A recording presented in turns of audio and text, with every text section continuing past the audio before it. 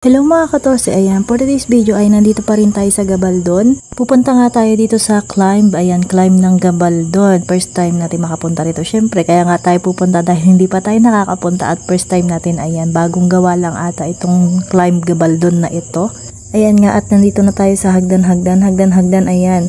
Ayan, uuna na nga si Aliyah tsaka yung pinsan niya. Ayan, o diba, nakaka-enjoy kasi hindi mainit. Medyo makulimlim lang kasi nga umulan kagabi, magdamag, malakas yung ulan. Kaya ngayon ganito lang yung weather, yung panahon. Hindi siya sobrang init, sakto lang dahil makulimlim. Pero pag sobrang init dito, pangit umakyat dito kasi nga taas, pinakataas. Ayan, medyo pabundok. Pabundok na siya talaga. Hindi medyo, ayan. Kaya kailangan pag pupunta kayo dito ay umagang umaga or hanggang 9 AM, yun maganda pa siguro, or 8 AM. O kaya ay mga hapon, 5 to 4 PM, mga ganun. Pero pag yung kainitan ay hindi magandang pumunta kasi nga mataas at tuktok. Ayan nga yung ate ko, ayan, kami lang, tapos yung mga pamangkin ko na 3, ayan, tapos si Aliyah, kami lang, ayan. O diba, ang ganda ng view kahit medyo makulimlim, pero makulimlim talaga, ayan, kita nyo naman, medyo maulap. Ayan, o diba, ang ganda. Hindi ko kasi nadala yung aking tripod, hindi kami ready na pupunta talaga dito, kaya hindi ko dala, kaya ito, hirap na hirap ako. Ayan, yung kamay ko na lang ang ginagawa kong pinaka-tripod, o diba. Mas maganda sana kung dala ko yung tripod. Pero hindi talaga namin kasi balak dumaan dito. Ewan ko sa ate ko, dumaan kami. Kasi pauwi na kami, ayan, sasabi niya daan tayo. Pero sabi niya kung mainit daw, hindi daw kami dadaan dito. Pero ayan na nga, medyo sumisikat na yung haring araw, o diba? Nakita ko nga rin ito sa mga nagbablog din na friend ko na taga dito din sa Gabaldon, ayan. Basta nakita ko na to sa mga friend ko na taga dito sa Nueva Ecija. Tapos nakita ko rin sa isang vlogger na vlogger siya, ayan, nag-comment din siya dito sa aking mga pinost na alam niya nga raw to kung saan. Tapos binisit ko nga yung kanyang post, meron nga ito, nakita ko. Sayang at hindi pa kami nag-abot para naman sana nakapagpa-picture. Ang ganda dito mga katorsi, tapos natatanaw yung dagat. Kung kanina, hindi ko lang alam kung nakita nyo kasi sobrang liit. Pero tanaw yung dagat dito. Yun, ayun, ang ganda. Oh, makikita nyo naman, napakaganda. Tapos, bago nga lang itong mga katorsi. Tapos, ayan, bagong tanim lang yung mga makikita nyo na yan. Ayan, napakaganda. Ang ganda talaga dito, lalo na siguro pag yung umagang umaga. Tanong mo dun sa dagat, pag pumunta ka dyan sa may, ano na yun, yung inaakit na yun. Ayan, ang ganda ng, ulap. Tapos, ayan nga, makikita nyo, hindi siya ganun kaaraw. O, diba, ang ganda.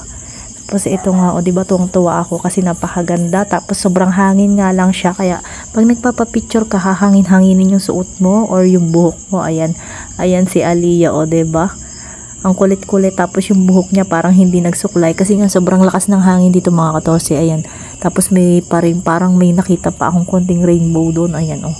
Ayan yung ate ko, ayan yung anak niya, oh, 'di ba? Tapos meron din mga tanim na mga pine tree ata yun, pero ang liliit pa lang dahil bago-bago pa nga lang 'to, kaya maliliit pa lang yung mga tanim-tanim na mga pine tree. Ayan. Ayan, oh, makikita nyo puro mga halaman 'yan. Tapos ayan nga yung Gabaldon climb na nakalagay. O 'di ba, napakaganda. Nakakatuwa dito, lalo na kung meron di siguro mga kubo-kubo dito. Tapos pwede kang magtambay, ganun, magmamasid. Pagmamasdan mo yung mga yung mga tanawin sa baba. Maganda talaga dito mga katorse. Ayan, hindi nyo lang kasi masyadong nakikita, pero maganda talaga pag nandito ka na sa itaas, sa ituktok. Ayan, napakaganda ng tanawin. Ayun, kitang-kita yung ibaba. Pag na-tsempo mo pa na ikaw lang dito o kaya kayo ng mga kasama mo, pwede mo lahat isigaw yung mga pwede mong isigaw dito. Ayan, dahil nga wala namang makakarinig, dahil nga bundok na to. Ayan, tapos maganda yung tanawin, tapos fresh air. Ayan, napakasarap ng simoy ng hangin. Tapos yun yung sinasabi ko, matatanaw dun yung dagat. Ang ganda talaga dito mga katorse, o diba? Sulit yung punta nyo rito pag pumunta kayo. Kaya nga lang, walang mabibilihan dito na mga pagkain ganun. Kaya kailangan magbaon din kayo ng tubig, ganun. Unang-una tubig ang babaunin nyo kasi walang mabibilihan dito. Tapos ito nga, napakaganda talaga. Hindi ako makamove on sa ganda ng climb na to. Ayan nga, at video ako ng video, hindi ko malaman yung pagbibideo na gagawin ko. Tapos kanina nga, meron nagme-maintenance dito. Siya yung nagpicture-picture sa amin. Ayan, napakaganda, o diba? Siya yung nagpicture-picture sa amin, pero hindi ako nakontento sa mga picture kasi nga mahangin. Meron yung matatakpan yung mukha mo ng buhok, ganun, kahirap kumuha ng aura-aura ba? Ayan nga, at nagpaganyan-ganyan ako dyan, nag-video lang ako sa sarili ko. Binaba ko yung cellphone, ayan, para makapag-video ako sa sarili ko. O diba, pag ganyan-ganyan lang ako dyan. Ang ganda ng tanawin mga katorse dito, tanaw na tanaw nyo talaga.